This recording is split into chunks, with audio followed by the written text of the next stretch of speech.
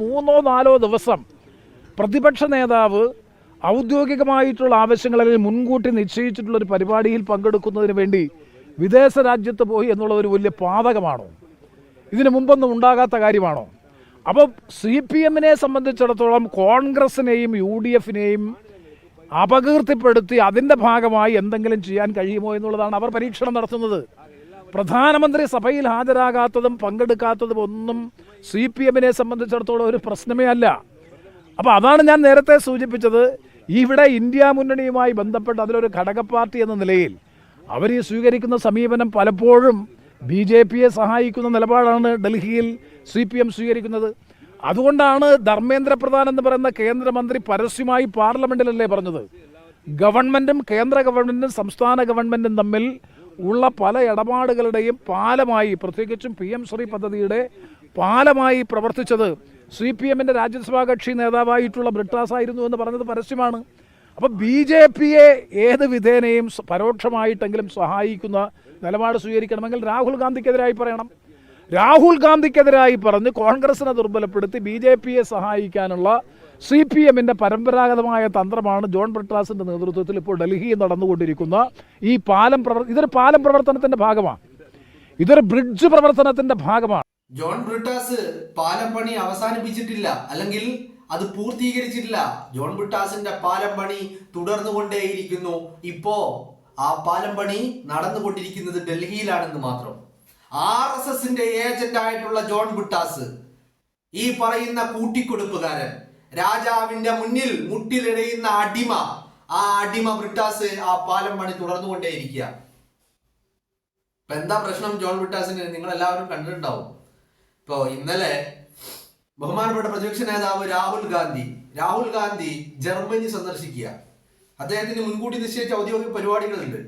അപ്പോ പാർലമെന്റ് സമ്മേളനം നടക്കുമ്പോൾ അതിൽ പങ്കെടുക്കാതെ ജർമ്മനി പോയി എന്നുള്ളതാണ് ജോൺ ബ്രിട്ടാസിന്റെ പ്രശ്നം. പക്ഷേ ഇക്കാലം അത്രയും നരേന്ദ്രമോദി പാർലമെന്റിൽ മിക്കപ്പോഴും ഹാജരാവാറില്ല എന്ന് മാത്രമല്ല, പാർലമെന്റ് സമ്മേളനങ്ങളിൽ പങ്കെടുക്കാറില്ല. അതിനെക്കുറിച്ച് ജോൺ ബ്രിട്ടാസ് ഒരു സെന്റൻസ് എവിടെയും മിണ്ടിയിട്ടില്ല. മനസ്സിലായില്ലേ? എവിടെയും ജോൺ ബ്രിട്ടാസ് മിണ്ടിയിട്ടില്ല. പക്ഷെ രാഹുൽ ഗാന്ധി ജർമ്മനിക്ക് പോയപ്പോ ജോൺ ബ്രിട്ടാസിന് പൊള്ളി. ജോൺ ബ്രിട്ടാസ് പറയുന്നത് രാഹുൽ ഗാന്ധി സഭാ സമ്മേളനത്തിൽ പങ്കെടുക്കാതെ ജർമ്മനിക്ക് പോയി എന്നാണ് പറയുന്നത്. മനസ്സിലായില്ലേ? ഇതൊരു തരം സുഖിപ്പിക്കലാണ്. ഏത് തരത്തില്? ഇങ്ങനെ നമുക്ക് ആവശ്യമുള്ള ആൾക്കാരെ, അല്ലെങ്കിൽ നമ്മൾ അടുക്കണമെന്ന് ആഗ്രഹിക്കുന്ന ആളുകളെ സുഖിപ്പിക്കുന്ന വർത്തമാനങ്ങൾ പറഞ്ഞുകൊണ്ട് RSSന്റെ ഏജന്റായ ജോൺ ബ്രിട്ടാസ് പാലം പണി തുടർന്നുകൊണ്ടേയിരിക്കുക. ഏത് രീതിയിൽ?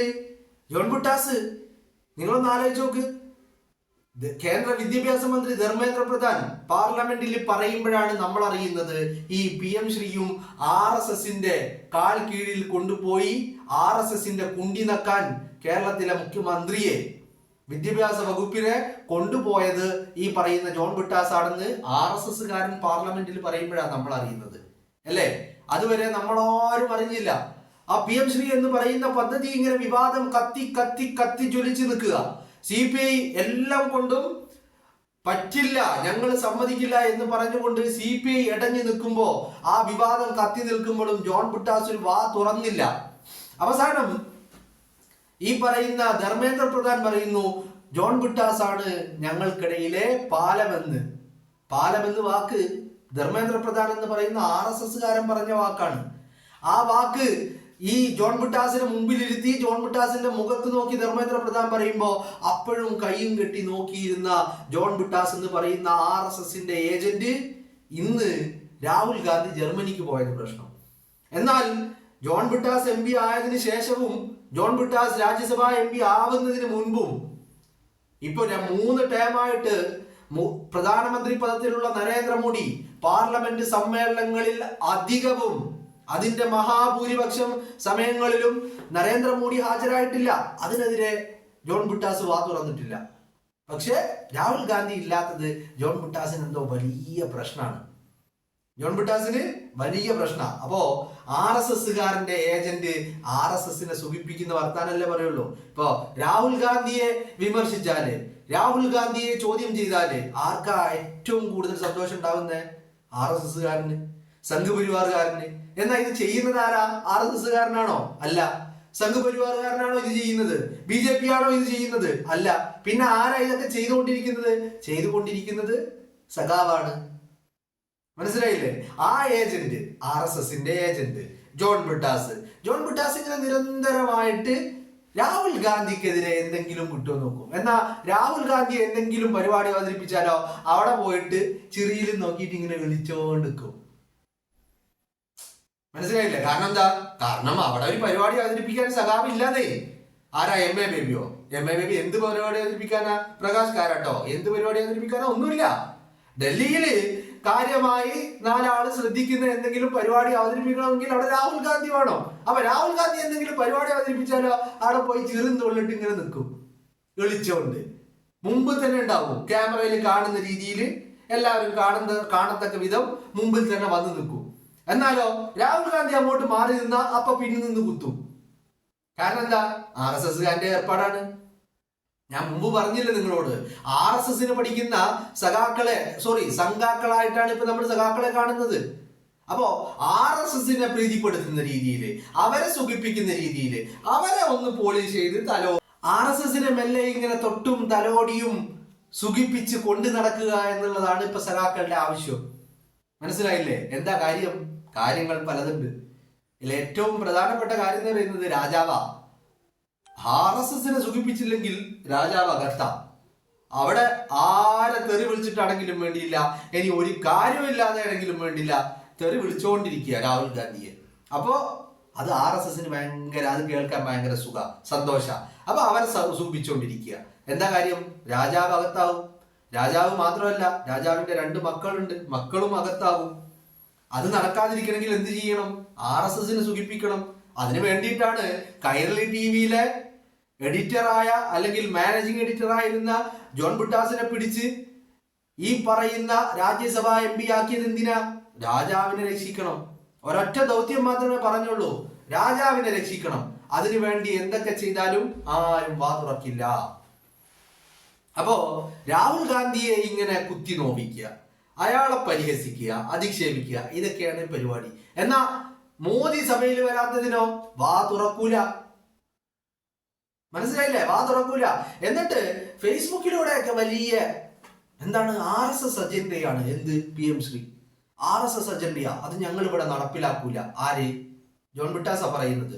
എന്നാ ഒപ്പിടാൻ വേണ്ടിയിട്ട് ശിവൻകുട്ടിക്ക് നിങ്ങൾക്ക് അറിയാലോ, ശിവൻകുട്ടിയെ കൈയും പിടിച്ച് കൊണ്ടുപോകുന്നത് ആരാ? അതും ജോൺ ബ്രിട്ടാസ്. സോഷ്യൽ മീഡിയയിൽ എന്താ പറയുന്നത്? RSS അജണ്ടയാണ്, നടപ്പിലാക്കൂല. എന്തോ ഭയങ്കര സംഭവമാണ്. പക്ഷെ രാത്രിയായാലോ തടയിൽ മുണ്ടിട്ടിട്ട്, ശിവൻകുട്ടിന്റെ തലയിൽ ഒരു മുണ്ടിട്ടിട്ട് കൊണ്ടുപോകും. എങ്ങോട്ട്? ഡൽഹിക്ക്. എന്താ പരിപാടി? ഒപ്പിടലാണ്. ഒരുപാട് പേപ്പറിൽ ഒപ്പിടാനുണ്ട്. 1, 2 ഒന്നല്ല, ഒരുപാട് പേപ്പറിൽ. നിങ്ങളൊന്ന് ആലോചിച്ച് നോക്ക്. ഇവിടെ ഈ പറയുന്ന തൊഴിലാളികളുമായി ബന്ധപ്പെട്ട്, യൂണിയനുകളുമായി ഒക്കെ ബന്ധപ്പെട്ട് ഇതിനിടയ്ക്ക് ഒരു ലേബർ കോഡ് എന്ന് പറയുന്ന ഒരു സംഭവം വന്നിട്ടുണ്ടായിരുന്നു. അതിലും ഒപ്പിട്ടതാരാ?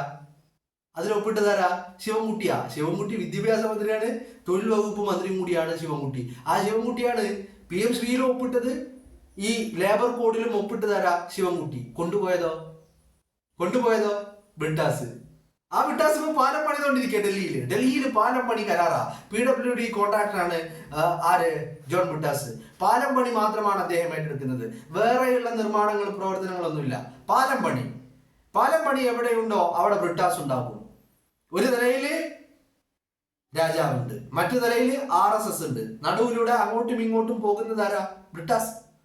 ഈ RSSകാരൻ ഏജന്റ്, ഈ സംഘപരിവാറിന്റെ ഏജന്റ് RSSന്റെ കാല് നക്കി, RSSന്റെ കുണ്ടി നക്കി കൊടുത്ത് രാജാവിനെ രക്ഷിച്ചെടുക്കാൻ പണിപ്പെടുന്ന അടിമയാണ് ജോൺ ബ്രിട്ടാസ് എന്ന് പറയുന്ന ഒറ്റുകാരൻ.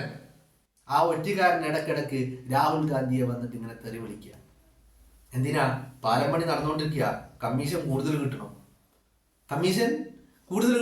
എന്താ കമ്മീഷൻ കൂടുതൽ കിട്ടാൻ? എന്താ പറഞ്ഞേ? കമ്മീഷൻ കൂടുതൽ കിട്ടാൻ കരാറ് നൽകിയ ആരാണ്? RSS ആണ്. ആ RSSനെ ഇങ്ങനെ തലോടി വന്ദിച്ച് കാല് നക്കി, കാലിലൊരു ഉമ്മ വെച്ചു കൊടുത്ത്, കുണ്ടിയടക്കം നിന്ന് കഴുകിക്കൊടുത്ത്, ആ തീട്ടം കോരി, ഇതൊക്കെ ചെയ്തു കഴിഞ്ഞാലേ കമ്മീഷൻ കൂടുതൽ കിട്ടുള്ളൂ. ആ കമ്മീഷൻ കൂടുതൽ കിട്ടാൻ വേണ്ടിയിട്ട് ഇടക്കിടക്ക് ഈ തീട്ടം കോരല്, ഈ കുണ്ടി കഴിവല്, ഈ കാല് നക്കല്, അതൊക്കെ ജോൺ ബ്രിട്ടാസ് എല്ലാ ഇടവേളകളിലും വേണ്ട വിധം ചെയ്തുകൊണ്ടേയിരിക്കുന്നുണ്ട്. ആരാ ബ്രിട്ടാസ്? ബ്രിട്ടാസ് ആരെന്ന് ചോദിച്ചാല് സഖാവാണോ? അല്ല. മാധ്യമ പ്രവർത്തകനാണോ? അല്ല. കൂട്ടിക്കൊടുപ്പുകാരനാണോ? അതെ. RSS ഏജന്റാണോ? അതെ. പാലം പണിക്കാരനാണോ? അതെ. ആരുടെ ഇടയിലെ പാലം പണിക്കാരനാണ്? RSSന്റെയും പിണറായി വിജയന്റെയും ഇടയിലുള്ള പാലം പണിക്കാരനാണ് ജോൺ ബ്രിട്ടാസ് എന്ന് പറയുന്ന RSSന്റെ ഏജന്റ്. സഖാവല്ല. മാധ്യമ പ്രവർത്തകനാണോ? അല്ല. പിന്നെ എന്താണ്? കൂട്ടിക്കൊടുപ്പുകാരനാണ്. കൂട്ടിക്കൊടുത്ത് പണമുണ്ടാക്കി നക്കുന്ന വ്യക്തിയാണ് ഈ ജോൺ ബ്രിട്ടാസ് എന്ന് പറയുന്നത്. അല്ലേ? നിങ്ങളൊന്ന് ആലോചിച്ച് നോക്ക്. അല്ലേ? ഇപ്പൊ ഈ തദ്ദേശ തെരഞ്ഞെടുപ്പ് കേരളത്തിൽ കഴിഞ്ഞില്ലേ? ഈ തദ്ദേശ തെരഞ്ഞെടുപ്പ് കഴിയുമ്പോൾ അതിന്റെ പ്രചരണം ഇങ്ങനെ കൊടുമ്പിരി കൊണ്ട് നിൽക്കുമ്പോൾ പിണറായി വിജയൻ എവിടെയാണുള്ളത്? പിണറായി വിജയൻ ദുബൈയില്. ഇവിടെ സ്ഥാനാർത്ഥികൾക്ക് വേണ്ടി 10 വർഷം ഭരിച്ചിട്ട് ഒരു നേട്ടവും പറയാനില്ലാതെ നിൽക്കുമ്പോഴും ഒരു മത്സരരംഗത്ത് നിൽക്കുമ്പോൾ സ്ഥാനാർത്ഥികൾക്ക് വേണ്ടി 4 വോട്ട് പിടിക്കുന്നതിന് പകരം എന്താ ചെയ്തത്? പിണറായി വിജയൻ ദുബൈയിൽ പോയിരുന്നു. കാര്യം എന്താ? അവിടെയാണ് ബിസിനസ്. ആ ദുബൈയിൽ എന്താണ് കാര്യം? ദുബൈയിൽ പണിയുണ്ട്. ദുബൈയിലാണ് ബിസിനസ് ഒക്കെ ഇരിക്കുന്നത്. ആ ബിസിനസ് ഇടക്കിടക്കൊന്ന് പോയി നോക്കണം. ഇല്ലെങ്കിൽ വല്ലവനും കൊള്ളയടിച്ചു കൊണ്ടുപോയാലോ? അപ്പൊ ആ ബിസിനസ് ഒക്കെ ഇടക്കിടക്ക് പോയി ഒന്ന് എന്താണ് സ്ഥിതിഗതികൾ എന്ന് വിലയിരുത്തി മൂപ്പര് ഇങ്ങോട്ട് വരും. എന്ത് തെരഞ്ഞെടുപ്പ്, എന്ത് പാർലമെന്റ്, എന്ത് തദ്ദേശ ഭരണ സ്ഥാപനം, എന്ത് സർക്കാർ, ഒന്നുമില്ല. ആകെയുള്ളത് ഈ പാലം പണിക്കാരനാണ്. പാലം പണിക്കാരൻ ഡൽഹിയിൽ ഇരുന്ന് വേണ്ട പാലം പണിയുന്നുണ്ട്. മൂപ്പര് ഇടക്കിടക്ക് ദുബൈയിലും പോകുന്നുണ്ട്. മനസ്സിലായില്ലേ? ആ ബ്രിട്ടാസ് ഇനിയിപ്പോ പാർലമെന്റ് സമ്മേളനം നടക്കുമ്പോ അതിൽ പങ്കെടുക്കാത്തതാണ് പ്രശ്നമെങ്കിൽ ഇന്ത്യയുടെ പ്രധാനമന്ത്രി പാർലമെന്റിന്റെ പല പ്രധാനപ്പെട്ട വിഷയങ്ങളും ചർച്ച ചെയ്യുമ്പോൾ ആ പാർലമെന്റിൽ ഇന്ത്യയുടെ പ്രധാനമന്ത്രി ഇല്ല. അല്ലെ? അങ്ങനെ ആ പ്രധാനമന്ത്രി ആ ചോദ്യങ്ങൾക്ക് മറുപടി പറയേണ്ട പ്രധാനമന്ത്രി ആ പാർലമെന്റിൽ ഇല്ല. അതിനെതിരെ ബ്രിട്ടാസ് ഇന്ന് വരെ വാ തുറന്നിട്ടുണ്ടോ? ഇല്ല. എന്നാൽ രാഹുൽ ഗാന്ധിയോ? രാഹുൽ ഗാന്ധി കഴിഞ്ഞ ദിവസം വരെ പാർലമെന്റില് എല്ലാ കാര്യങ്ങളും മുന്നിൽ നിന്ന് നയിച്ചു കൊണ്ടിരുന്ന വ്യക്തിയാണ്. ആ രാഹുൽ ഗാന്ധി ഒരു ദിവസം പാർലമെന്റിൽ ഇല്ലെങ്കിൽ ബ്രിട്ടാസിന് ഭയങ്കര വേദനയാ. അപ്പൊ ബ്രിട്ടാസ് തെറി വിളിക്കാൻ തുടങ്ങും. കാരണം എന്താ? കമ്മീഷന് നമ്മളെ പാലം പണിയിലെ കമ്മീഷൻ, RSS ആസ്ഥാനത്ത് നിന്ന് കമ്മീഷൻ വരാനുണ്ട്. ആ കമ്മീഷൻ കൂടുതൽ കിട്ടണമെങ്കിൽ രാഹുലിന് തെറി വിളിക്കണം, രാഹുൽ ഗാന്ധിയെ തെറി വിളിക്കണം. ആ തെറിവിളി RSS ഏജന്റായ ബ്രിട്ടാസ് തുടർന്നുകൊണ്ടേയിരിക്കുകയാണ്.